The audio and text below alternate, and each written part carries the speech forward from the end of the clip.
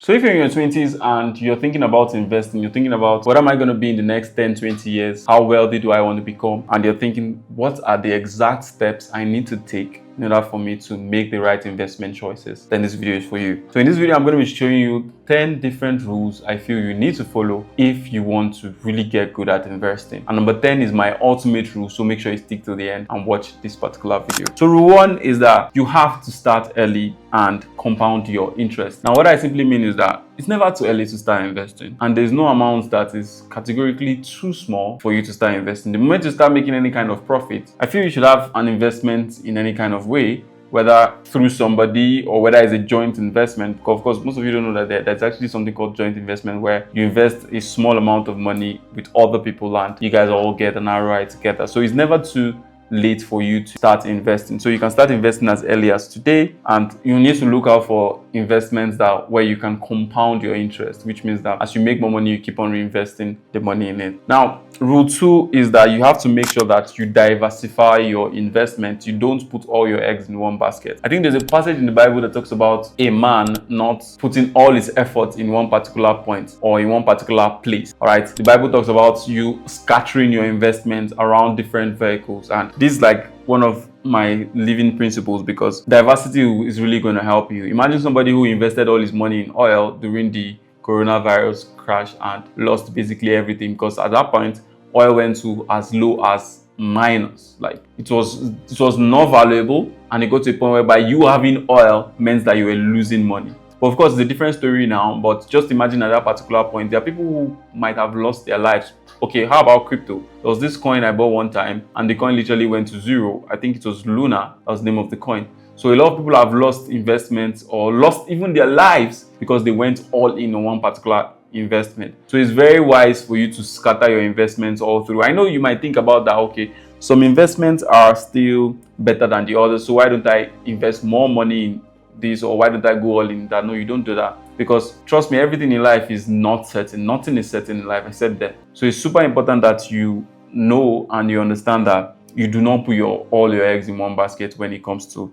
investing. Okay. Now, number 3 is that you don't go all in on investing. You don't go all in on investing. It's very important that as you're investing money, you have some money stack up in cash that you use to take up opportunities. Because even while you're investing, you might find other opportunities that can help you increase your cash flow to even boost your investment portfolio. So it's super important that you understand that you do not go all in with all your money if you are investing. You just take a percentage. So some people say that a good percentage is around 10%, 20%. That works as well. Personally, I do around like 15% of all my income for my investments. So you can start there. If you have like a higher tolerance, or if your standard of living is super low, you can even do 50%. The whole idea is that your money is working for you somewhere, and your money is going to generate a kind of income in the future. So if you look at it this kind of way, you should know that, okay, it is super important that you have some money kept so that you can take up opportunities and you don't usually go all in. Now, rule 4 is that you don't invest what is meant to keep you alive. So if you're the kind of person whereby you do not have any form of income at all, please do not invest. It doesn't make any sense to me. It should not make any sense to you, because there's a saying in the Bible that says, where a man's treasure is, that's where his heart is. And when you do that, you're going to have a lot of emotions. When you invest everything you have, you're going to have a lot of emotions. And that is going to lead you to getting your investments prematurely. It won't be the time for the investment, but you'll be looking to like cash in on the investment. No, that's not exactly how investment is done. So if you don't have any source of income right now, I'll just advise you right now to go and learn a skill.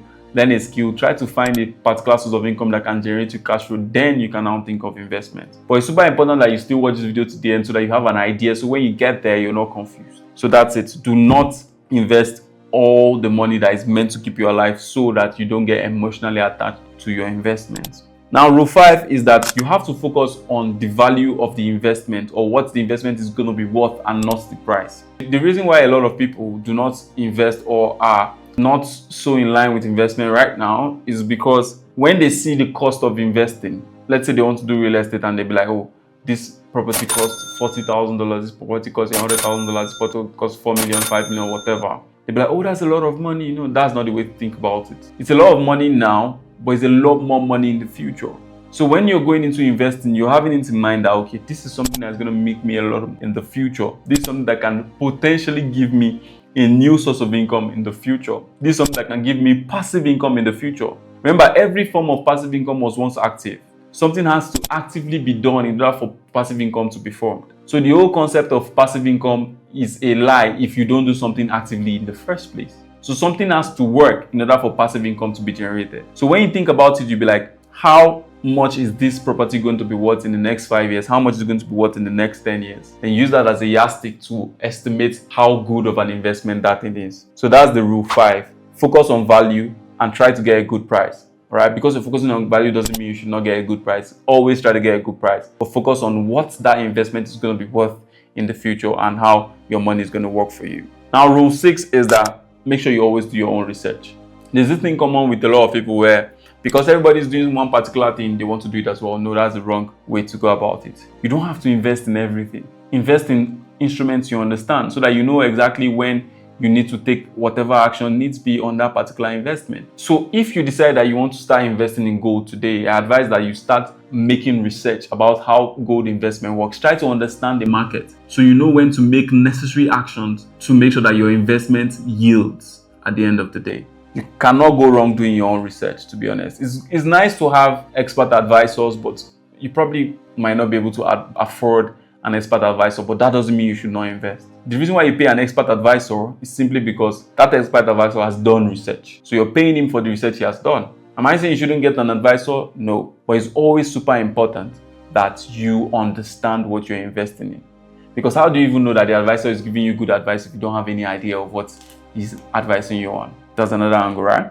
So rule number 7 is that whenever it comes to investing, it's always wise for you to focus on long-term growth. So focus on long-term growth, because it's only when you allow your investment to mature over time, you allow your interest to compound, that you're going to see substantial profits. That's why I don't really believe in the word short-term investment. I don't think a lot of good investments should be short-term, to be honest. And most times you find out that when a lot of people get scammed of their money, it's mostly those guys that are quote unquote doing short-term investment. But you see those investments where you're holding for a year, for 2 years, for 3 years, and you're allowing it to compound, you're reinvesting your interest. That's where the money actually is, not in your 1 month, 3 months, 300% ROI kind of investment. That's the very, very fast way to lose your money. So whenever you're talking about anything investment, okay, understand that it is not a get-rich-quick scheme, and you need to make sure that you don't get distracted due to short-term volatility. You might make an investment today and tomorrow it goes down. Don't shake, because you know that you're there for a long time. Okay, that will even help you keep your emotions in check. So it's super important that you get to know that once it comes to investing, you should focus on long-term growth. Now, rule 8 is that you have to make sure that some way or the other, you are reinvesting your profits. Because when you invest in your profits, instead of taking cash, you can use that profit to make more profit for yourself in general. You can decide to go and Google power of compounding interest and see studies of how good reinvesting your profit is.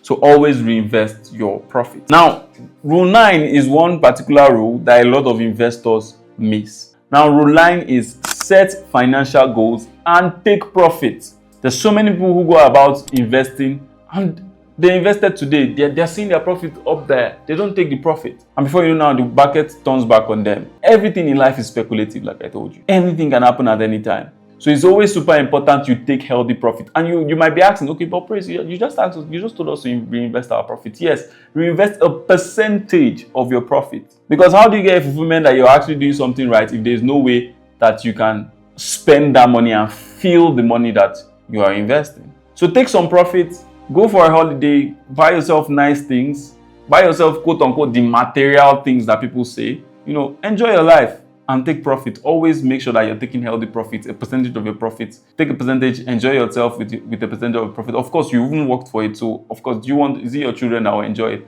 Yeah, your children will enjoy it, yes, but that's the percentage you're putting back in is for your children. You have to take profit for yourself as well. After all, you did it for yourself. So, make sure you take profits. Set very, very clear financial goals so that you know that, okay, once my investment matures to this particular point, I am supposed to take profits. That's where your goal comes in. Then you taking profit is the action of your financial goal at the end of the day. Now, number 10 is my ultimate rule, which is you have to make sure that you're investing in yourself every single time. Investing in yourself is an investment that can literally never go down. That's the only investment that can never go down, because a knowledge that you've put in your head will always be with you. It's the only investment you're taking with you to the grave. So investing in yourself is the ultimate investment. If you need to learn a skill, do it. If you need to meet people, network with people. If you need to attend events, attend events. You need to gain experience. Experience is a form of investment, because it's with the experience you have that you can be able to strike up a conversation with somebody. You can be able to share a story with somebody, to make it easier for you to sell, to make it easier for you to connect to people. So if you need to take that course today, if you need to join that mastermind, if you need to attend that event, whatever it is that you need to do that is going to help you become a better person, help you change your identity, it's all part of investing in yourself. And that's the ultimate and best form of investment. I know you've gotten value from this particular video, and there you have it, guys. 10 rules if you want to start investing today in your 20s.